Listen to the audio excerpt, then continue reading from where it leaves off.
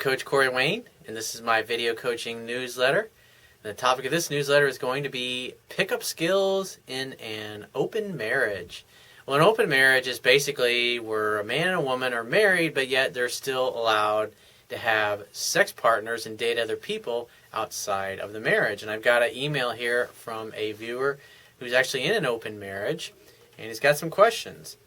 He says, "Hey Corey, I've watched a number of your YouTube videos and have found them to be very insightful and encouraging. Thanks so much for your efforts." You're welcome. It is my passion, and I enjoy looking into this piece of electronics and glass and plastic and recording a video that people all over the world can see and make great impact on their life and improving their conditions and their love life, of course.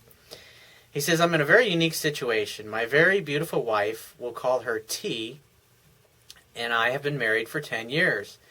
Our sex life is healthy and we love one another very much. Since the very beginning, we both agreed that we wanted to keep our marriage open. She has been very, very supportive of this for the most part, because for one thing, we don't intend to have children. We both agree that ours is a great arrangement for fulfilling our," and he puts in parentheses, "well, honestly, mostly my fantasies.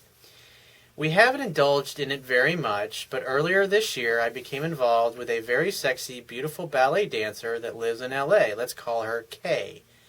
She was extremely attracted to both me and my wife. That's convenient.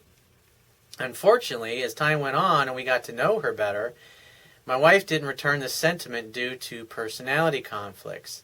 This wasn't a sticking point for us because Kay and I were nevertheless very attracted to one another, and we wanted to meet in October and fuck each other's brains out. T had given us her full approval to do so with certain boundaries set. Kay and I were so attracted to one another that we started regarding one another as boyfriend and girlfriend. And obviously, in an open marriage, you basically say to each other, I love you and I want you to be happy, and you need to do whatever you need to do in order to make you happy, and vice versa. And you love and support each other and encourage each other to do that. And I know for most people, that's a pretty outrageous proposition to have an open marriage.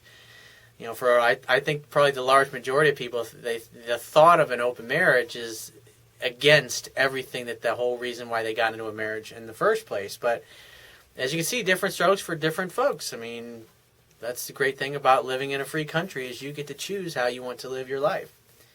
Because at the end of the day, freedom comes from the Lord. It doesn't come from man, and it doesn't come from the state. And that's what the founding fathers of the U.S. Constitution believed, and that's how they founded our constitutional republic, despite what you hear from douchebags in the media and other people and politicians in TV trying to tell you otherwise.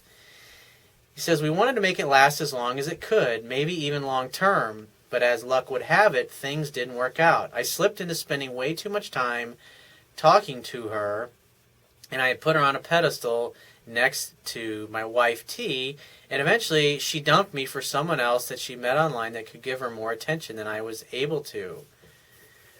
So it sounds like you got stuck talking on the phone all the time instead of using the phone to create an opportunity for sex to happen. The phone is simply for setting appointments or making dates. He says, "Things seem to be progressing extremely well between us, but a few weeks of phone calls, voice chat, etc. was all it took to make her spin on a dime." He says, "I was thrown for a loop and I was very hurt, and our year-long friendship and 6-month committed relationship was brought to a very bitter and angry end. Her and this other guy now live together. Fortunately, it's only taken a few months to recover." I was like, well, you are married and you are in a relationship with a woman who apparently loves you and cares about you enough to be in a relationship like this with you. He says, "I've been researching PUA, which stands for pickup artist," he says, "which I have come to take with a grain of salt. Your videos and a few books which have made me realize that I need to stop living my life around women and invest 100% in myself so that other women, including my wife, can too. My wife and I have agreed that FWBs, I don't know. You guys, when you write in, don't send me all these pickup artist lingo. I don't know all that bullshit and what the stuff stands for, so." He said, "And no strings attached sex is the way to go for us, rather than seeking long-term friendships with others, although we might consider one if the opportunity presented itself. I see that building self-confidence is the key to getting women to chase, so that isn't a problem. I started pouring all of my energy into exercise, a healthy diet, and my passions and my work as well. That's what every man should be doing. If you love yourself and you love your life, you love your body and you take care of your body, because your body is the only place that you got to live. And if you take care of your body, it communicates that you love yourself and you care about yourself enough to do those things. And that makes you more attractive. In addition to making you physically more attractive, it makes you emotionally, mentally, and spiritually more attractive just because you're doing those things. And when you look at the average human being out there, most people have never seen the inside of a gym. He says, I've also given up masturbating entirely. And I found myself wondering if that is where this desire really comes from, and if it will fade or grow stronger as a result as time goes on. Yeah, I mean, if you're in a relationship, a very healthy sexual relationship with your wife, you should almost never be masturbating, just because your girl should be fulfilling you enough to the point where you don't feel like you need to have a release on your own. So if you're jerking off a lot, that tells me that your needs are not getting met or fulfilled in your relationship. He says, my question to you is, how can I go about mentioning my relationship with my wife to other women that I'm interested in without coming across as a sex-obsessed creep that is looking to cheat, and how to overcome other social norms? Any other advice or even criticism that you might be able to offer would be appreciated. Well, the first thing is, you're a man, and a real man, has got a set of fucking balls, and his balls have dropped, and he doesn't give a fuck what other people think. He's just that. He doesn't care what other people think. And he assumes, as he's living his truth, because he's accepted himself, and he's accepted his life and his lifestyle choices as being what's true and good for him. And as spiritual traditions often say, your feelings are your truth in the matter. And so if you don't give a shit, you're in an open relationship, and that's part of who you are, and you're obviously proud of that, and your wife obviously is proud of that too, because she wouldn't have lasted with you for a decade. And so if it's not a big deal to you, it won't be a big deal to other women. And so if I were you, I would simply go about your life as the way you are. Obviously, imagine you got a wedding ring, wear your wedding ring, and who cares? And just be yourself. If you like a girl, you go after her. Just tell her you're amazing. I want you. And she's like, aren't you married? It's like, yeah, we have an open relationship, though. When can we get together for a drink? And it's not a big deal to you. And if you don't make it into a big deal or a big drama thing, because here's the deal. Deep down, men and women both want the same thing. Men and women both like having sex. And it doesn't matter when you get together and you go out on a date and you go to dinner and you go through the whole normal dating thing, or you just meet up for a drink and you realize there's chemistry, and then you roll right back to her place or your place and have great sex. It doesn't really matter. At the end of the day, your job as a man is to facilitate creating a fun-filled romantic opportunity for sex to happen. If you meet a chick and she meets you and you like each other, arrange a fun-filled romantic opportunity for sex to happen.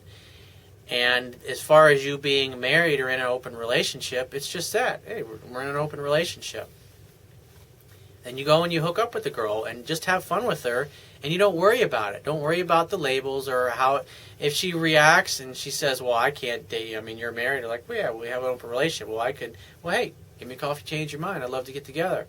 And you go about your business. You have to have a non-attached way of going about your life. Not every woman you meet is going to be cool with it.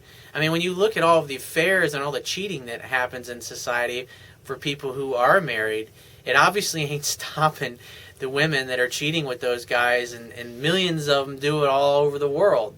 So the point being is that if it's not a big deal to you, it won't be a big deal to them. Wear your wedding ring proudly, and so when the topic comes up, just say, my wife and I, we have an open relationship.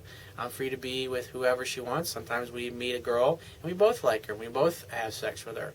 Just be very honest, open, and blunt about it, and not give a shit. And if they don't like it, if they think, oh, that's really gross, or I can't believe you do that. I mean, people that are ultra conservative, they're not going to like it. But the average person, I mean, if the girl likes you, she's not going to really fucking care. She's just going to want to be with you, and she's going to want you as the man to simply arrange a date to either get together for a drink or dinner or come over to your place or you go to hers. It doesn't really matter, but I encourage you to read my book.